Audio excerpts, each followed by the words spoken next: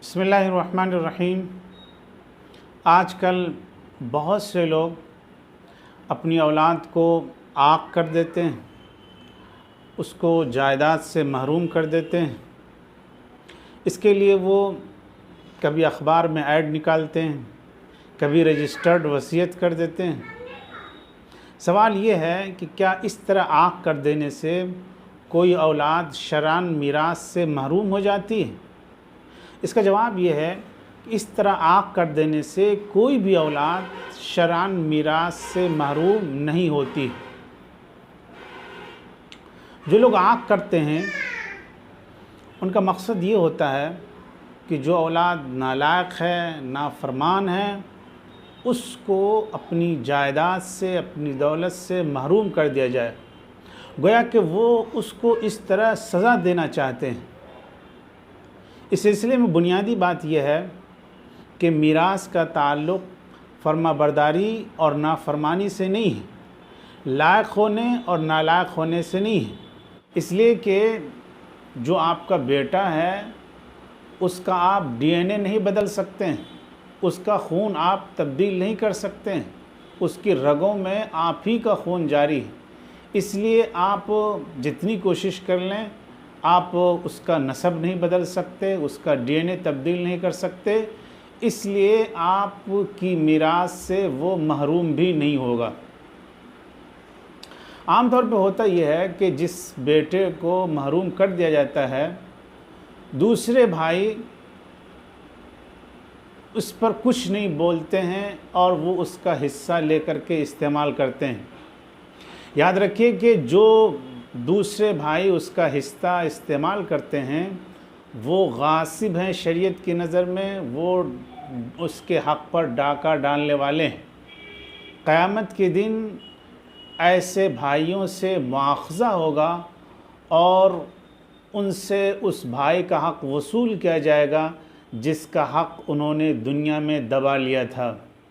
इसलिए भाइयों की ज़िम्मेदारी है कि अगर बाप ने आक भी कर दिया है और रजिस्टर्ड वसीयत भी कर दी है तो वो भाई का हिस्सा ज़रूर दें, क्योंकि क़यामत के दिन उनको हिसाब देना है और उनसे मुआख़ज़ा होगा कि उन्होंने भाई का हिस्सा क्यों नहीं दिया।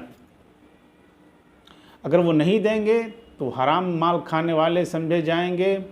और हुज़ूर अकरम सल्लल्लाहु अलैहि वसल्लम का इरशाद गिरामी है, मन नबत लहमुहु मिन हरामिन कानतिन नारु औला बिही, कि जिसका गोश्त हराम माल से तैयार होता है, जिसका खून हराम माल से तैयार होता है, तो उसका जिस्म जहन्नम के लिए ज़्यादा मुनासिब होता है, जहन्नम के लिए ज़्यादा सूटेबल होता है।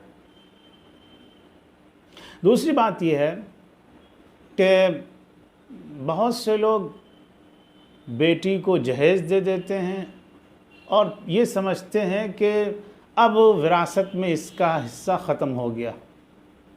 वो बेटी को मीरास नहीं देते हैं, या जब वालिदैन का इंतकाल हो जाता है तो जो भाई होते हैं वो बहनों को मीरास में हिस्सा नहीं देते हैं और ये कहते हैं कि वालिद साहब ने उनको जहेज़ दिया, इतना सामान दिया, शादी में इतना ख़र्च किया, लिहाजा अब उनको मीरास में हिस्सा नहीं मिलेगा। ये एक गलत सोच है। जहेज़ देने से या शादी में ख़र्च करने से जो मीरास का हिस्सा है वो ख़त्म नहीं होता है। वालिद ने अगर नहीं दिया है तो भाइयों की ज़िम्मेदारी बनती है कि वो बहनों का हिस्सा ज़रूर दें और बहनों को उनके हिस्सों से महरूम न करें। हुज़ूर अकरम सल्लल्लाहु अलैहि वसल्लम का इरशाद गिरामी है, मन क़तअ मीरास वारिसिही क़तअल्लाहु मीरासहु मिनल जन्नह यौमल क़ियामह औ कमा क़ाल अलैहि सलातु वस्सलाम, कि जो शख्स किसी की मीरास को गसब कर लेता है, उसका हिस्सा नहीं देता है, उसकी मीरास कट कर देता है, तो अल्लाह तबारक व तआला भी जन्नत में से उसका हिस्सा कट कर देंगे।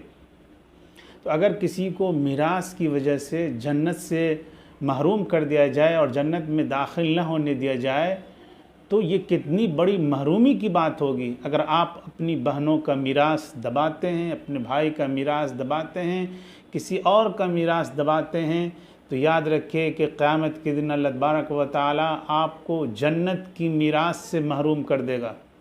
ज़रूरत इस बात की है कि हम अपने अंदरून का जायज़ा लें, हमारे ऊपर जो दूसरों के हुकूक़ हैं उन हुकूक़ को अपनी ज़िंदगी में अदा कर दें, वरना कल क़यामत के दिन सख्त मुआख़ज़ा होगा और हमारे पास वहाँ जवाब देने के लिए कुछ भी नहीं होगा। आज की गुफ्तगू में बस इतना ही। वस्सलामु अलैकुम व रहमतुल्लाहि व बरकातुहू।